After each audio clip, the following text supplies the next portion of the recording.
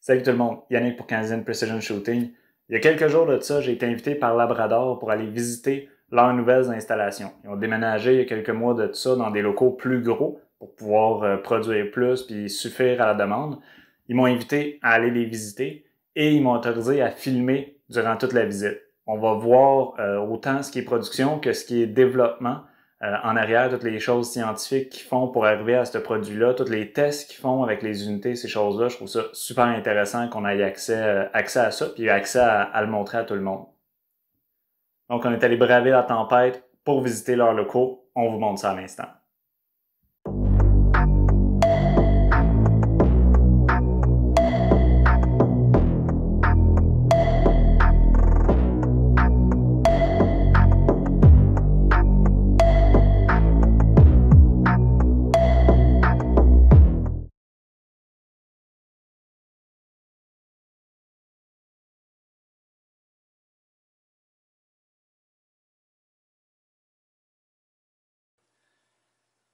On vient d'arriver chez Labrador. Je suis avec Guy, le propriétaire. On va faire le tour, le grand tour de toute la place. Fait qu'on est dans les parties locaux administratifs. Fait qu'il y a l'accueil slash comptabilité. Le bureau de Guy.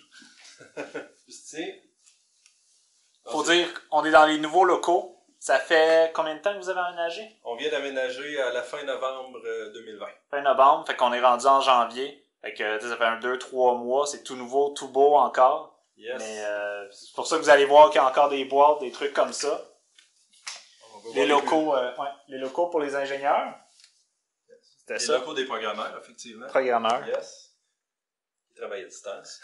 Ouais. Ils sont tous en télétravail en ce moment. Fait que, pas juste en ce moment, ça fait déjà quelques temps qu'ils sont équipés pour faire du télétravail. Fait qu'en ce moment, avec la COVID, ces choses-là, sont tous à la maison. On va aller dans l'usine, montrer où sont produits les labradors. Ça, c'est les nouveaux locaux de montage, d'entreposage de tout leur équipement. Ce que Guy me disait tantôt, ils ont doublé leur nombre de bench de production. Fait que sont capables maintenant de produire un peu plus parce qu'il y a vraiment une grosse demande d'année en année. Ils ont un peu d'équipement scientifique, un peu d'entreposage en haut. Fait que c'est pas mal ça pour la place.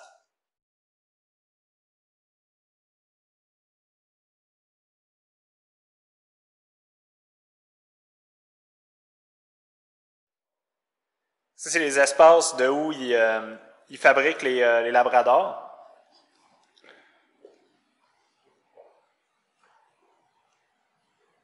Principalement, les personnes ici font l'assemblage labrador, donc on déballe les boîtiers, on déballe les circuits électroniques, on appose les numéros de série, on programme les cartes, on les installe, on les visse, on met de la colle, on met les écrans, puis on assemble les boîtiers ensemble pour faire un produit final. Fait que c'est ici que la magie s'opère. Et qu'ils ont tous des setups, ils ont tous leurs instruments finalement sur les étagères, tout le tour. Ça, c'est les restants du déménagement Yes, qui restent arrangés, mais quand même, c'est un setup. Tu as parlé d'une salle de tir, c'est celle-là qui est là? Oui. On va aller voir ça. C'est une salle de tir intérieure. Elle est ratée pour les carabines à air. Carabine à plomb seulement, en fait. Ouais. Fait qu'ils font juste de la carabine à plomb ici en ce moment pour faire leur test, mais c'est suffisant. Là, ça lance un projectile. Ils sont capables de voir à l'intérieur du cône du radar puis vérifier finalement que ça fonctionne. Je vais essayer, mais je pense que je suis pas au bon niveau pour trigger. Je vais le faire un peu. Là, on le teste tout un par un comme ça. Tu vois 480 pieds par seconde. On voit qu'il y a 4 barres. Le signal est pas mal fort. Mais là, on fait beaucoup d'autres tests. On teste chacun des micros individuellement. On teste la carte SD, on teste l'écriture, on teste toutes les fonctionnalités du Labrador aussi. Ça, tous les labradors sont testés? Oui, tous les Labradors sont testés, chaque micro individuellement, micro droite, micro gauche, l'enregistrement de signal avec carabine à plomb. On vérifie l'écriture sur la carte SD. Si on est capable d'effacer un fichier aussi, on teste toutes les fonctionnalités finalement avant d'expédier pour être sûr que les gens aient un produit de la meilleure qualité possible. Fait que là, dans les locaux de Labrador, en fait, Labrador, c'est un des produits que Infinition fait. Infinition font normalement des radars d'instrumentation balistique. Fait que pour tout ce qui est test de munitions, pour l'armée, pour ces choses-là. Fait que les plus gros produits sont développés ici. On a le droit d'aller faire un tour. Fait qu'on va en profiter vite.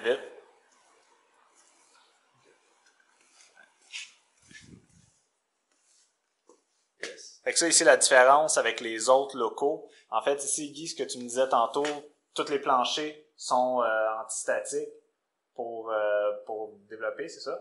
C'est ça. Ici, c'est un plancher antistatique. C'est un laboratoire d'électronique qui est tout neuf, tout neuf. Donc, plancher antistatique, table antistatique. On a toutes les stations de soudure, les appareils de mesure. On est ici équipé pour mesurer des signaux jusqu'à 110 GHz. Donc, très, très haute fréquence ici. On fait tout notre assemblage des radars. On a différents modèles de radars d'instrumentation. Certains plus petits, certains plus gros. On en peut avoir ici qui sont en cours d'assemblage final.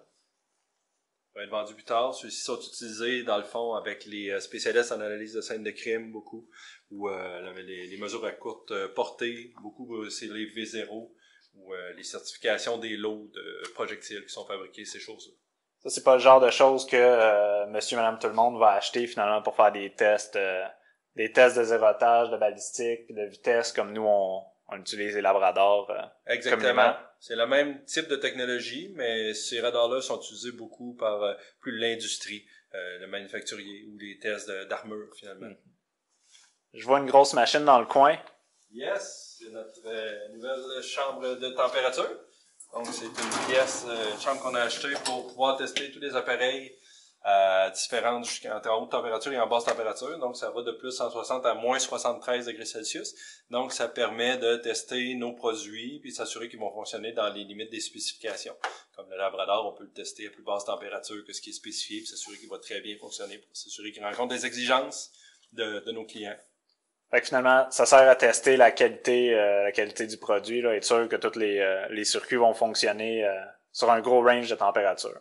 Exactement. On s'assure d'éviter les problèmes puis on corrige les designs aux besoins pour s'assurer que tout est conforme et que tout fonctionne. C'est quand on parlait qu'il y a plusieurs autres gammes de produits, ça c'est du support pour des modèles beaucoup plus gros qui sont fabriqués ici. Qui sont là. Ah ben tiens. Fait que ça, c'est les gros radars qui sont en fabrication en ce moment, là. Fait que ça, c'est des antennes plus gros format, mais le même style que ce qu'il y a à l'intérieur de Labrador, mais pour les plus gros. Fait que c'est un peu toutes les pièces. C'est ça qui arrive à capter finalement du 5,56 jusqu'à 1 km là, pour faire les balistiques. Ce que Litz puis Applied Ballistic utilisent, c'est ces radars-là. C'est ça, c'est un radar exactement comme ça, avec il y a deux antennes comme ça, une en transmission et une en réception. Puis c'est pile le modèle qu'ils utilisent pour aller mesurer le drag des projectiles finalement. Ouais, le radar, comment ils appellent ça, le radar mobile finalement. Oui, exactement. C'est ça. Fait que le radar mobile qu'Applied utilise, là, puis que vous avez peut-être vu dans certains matchs aux États-Unis, parce qu'ils se promènent avec ça. Eux autres, ils se promènent, puis ils vont au match, puis ils mesurent les boulets, puis ils le rajoutent dans les calculateurs balistiques, là, les courbes, les custom curves, dans leurs applications, finalement, sont mesurés sur le fly avec ces radars-là, les jours de compétition. Ça permet d'avoir ton modèle de drag personnalisé pour ton projectile qui est modifié selon ton rifling, et t'es plus précis à plus longue distance. Avec les autres tests que Labrador fait, ils vérifient leur fréquence. Je ne sais pas si vous êtes déjà allé dans les settings finalement pour choisir votre fréquence. Quand vous avez plusieurs Labradors, c'est important à les faire parce que si vous vous mettez un à côté de l'autre, quand vous tirez, il ne faut pas que vous soyez sur la même fréquence parce que là vous allez capter le compte de l'autre. Ils font les tests ici pour valider finalement que les fréquences sont sur les bonnes. Mettons pour l'exemple. Celui-ci est seté à 24.080 GHz. Donc, une fois que la fréquence est entrée, on le met en transmission. Sur l'appareil, on vérifie qu'on est bien à 24.080 GHz. Fait que l'appareil, finalement, est capable de lire c'est quoi les fréquences que le lab, sur lesquelles le lab communique, puis il confirme ça. Exactement. Puis on s'assure que la fréquence est stable, que la puissance est bonne. Puis on teste toujours la fréquence, la première fréquence, la dernière fréquence, la fréquence du centre, pour s'assurer que tout, finalement, dans l'appareil, la précision va être maintenue lors des mesures. Parce que la stabilité de la fréquence, c'est ce qui est le plus important dans ce radar. Une autre des nouveautés intéressantes avec les nouveaux locaux, c'est qu'ils sont rajoutés une salle anéchoïque. Une salle anéchoïque, ce que ça sert, on va le rentrer, puis on va vous expliquer. Ce que ça sert, en fait, ma compréhension. Ce que ça sert, une salle anéchoïque, c'est à couper tous les éléments extérieurs. Fait que ce que tu veux, c'est isoler ta machine à l'intérieur de ça.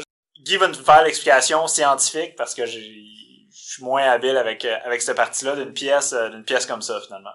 Dans le fond, la chambre anéchoïque, c'est une pièce qui est complètement fermée de l'extérieur au niveau des ondes électromagnétiques. Donc, il y a ce qu'on appelle une cage de Faraday. Donc, il n'y a aucun signal qui rentre et aucun signal qui sort, ce qui fait que nos cellulaires fonctionnent pas, ni le Wi-Fi, rien ici. De plus, les murs, comme vous pouvez voir, sont recouverts de ferrite et aussi de cônes d'absorption pour les signaux plus haute fréquence. Donc, les signaux, quand ils sont émis dans la salle, au lieu de rebondir sur le mur et de revenir vers vous, ils sont absorbés par ces matériaux spécialisés, ce qui fait qu'on peut caractériser les appareils électroniques qu'on design, entre autres les radars ici, pour s'isoler du monde extérieur, pour pas avoir de signaux parasites qui viennent interférer dans nos instruments. Donc, on peut les caractériser lors du développement ou de la fabrication pour être sûr qu'ils répondent aux normes très strictes de performance. Et ensuite de ça, lorsqu'on l'utilise dans un environnement d'utilisation normale, on sait qu'il va performer selon les spécifications. C'est ce qui m'a fait à notre visite des locaux de chez Labrador. J'espère que vous avez trouvé ça aussi intéressant que moi. On espère se voir bientôt pour la prochaine saison. D'ici là, prenez soin de vous.